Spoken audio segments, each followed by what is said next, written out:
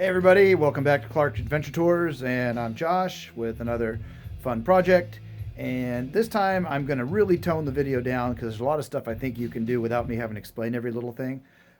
So what we're going to make is a regular chair. If you look at my page, you'll see the cabin chair I just made recently, not an Adirondack style chair, but a regular, just straight back chair.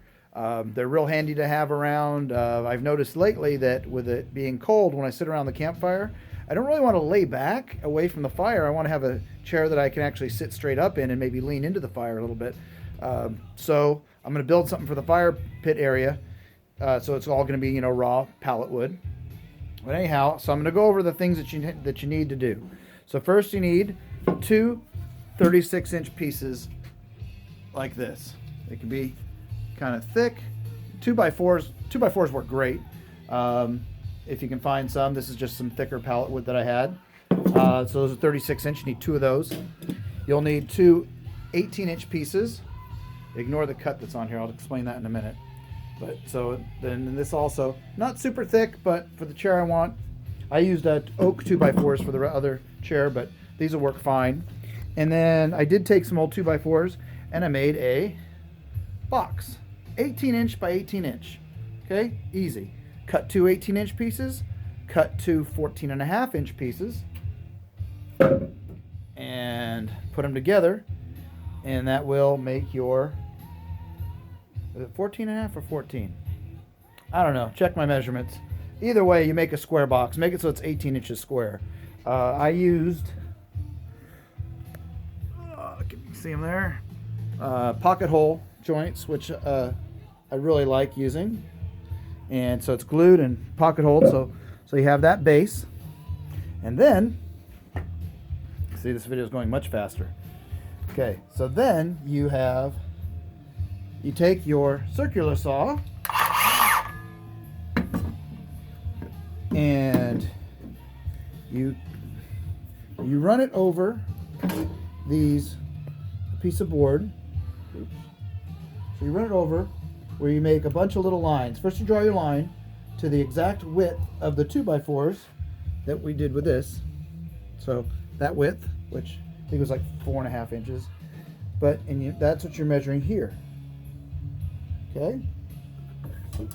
So you make a bunch of, you can see the lines from the cuts. Okay. It's not going to be super neat, and that's okay. You take a chisel and you can clean all that up. That's what I do. Clean it up a little bit. But it holds the glue pretty well if it's not perfectly smooth, which is fine. You can make it smooth if you want. I like it a little bit rougher like that. So then you have a little shelf. See that? Okay. And that design, see if you can see on this. So the idea is that it sits like that. Okay, that's front leg. Okay, back legs are the same thing on the back legs, except that you have to make it's a notch. Okay, same idea. The notch, this is for the back leg. And the notch will fit like so. Okay, you with me so far? Really easy. Make the notch about 1/4 inch. If you're using 2x4s, you can go 1/2 inch. It makes a really good joint.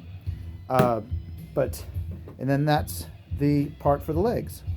The next part you want to do is draw your lines for a taper.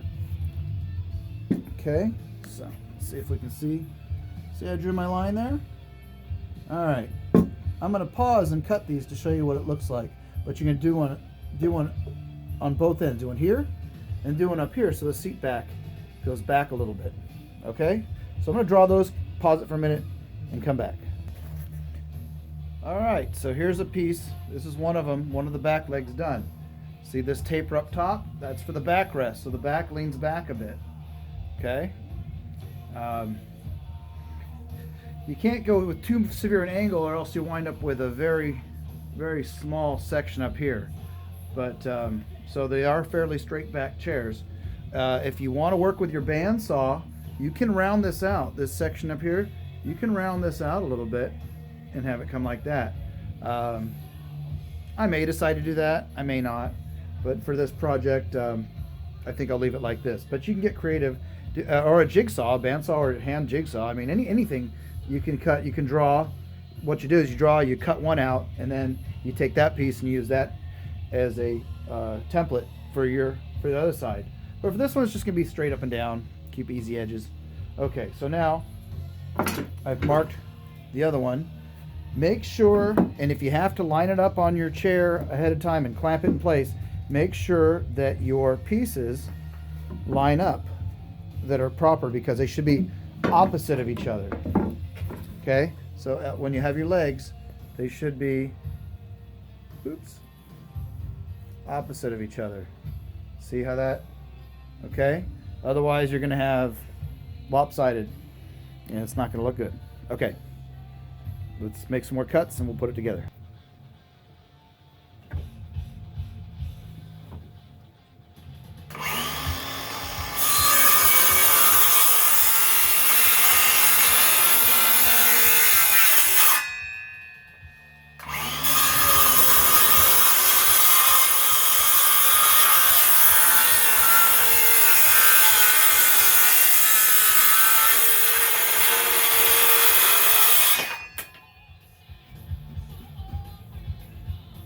Yeah. All right, so we've got pieces that match. Go on either side. Big pieces that match. They go on either side.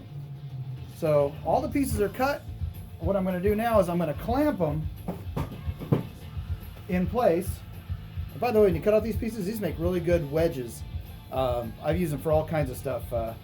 But so save these pieces at least a few of them. The rest of them make good fire.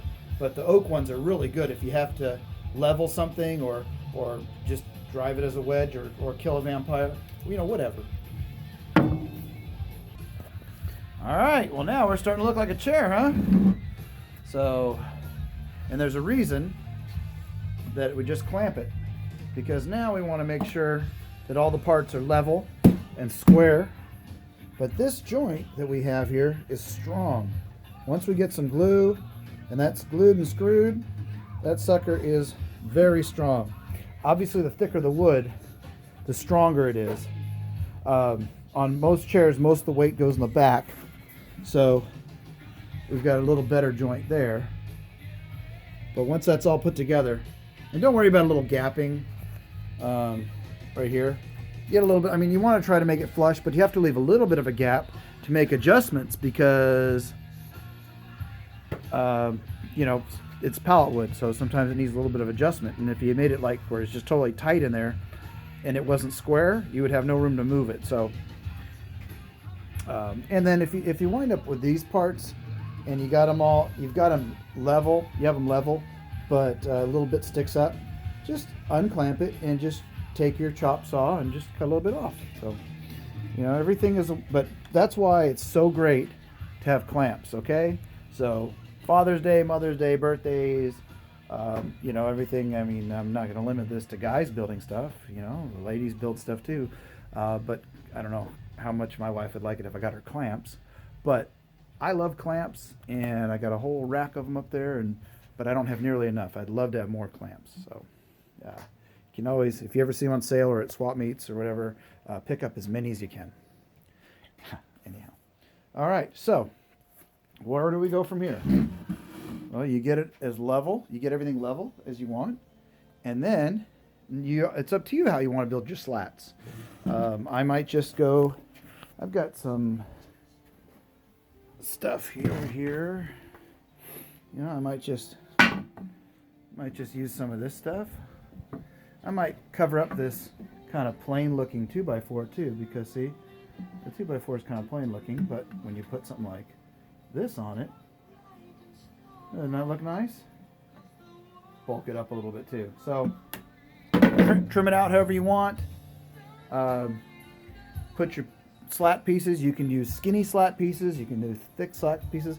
I usually put two. Put one or two across. You don't need much for your back. You don't want this thing to be too heavy, because all the pieces you put on here are going to make it pretty stout. All right. Pre-drill, or you're going to split your wood.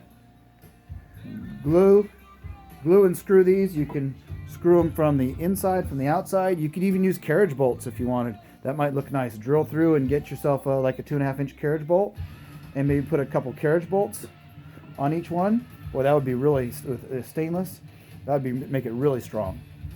But do however you want. Anyhow, this is Josh with Clark Adventure Tours. I hope you enjoyed this video, and stay adventuring.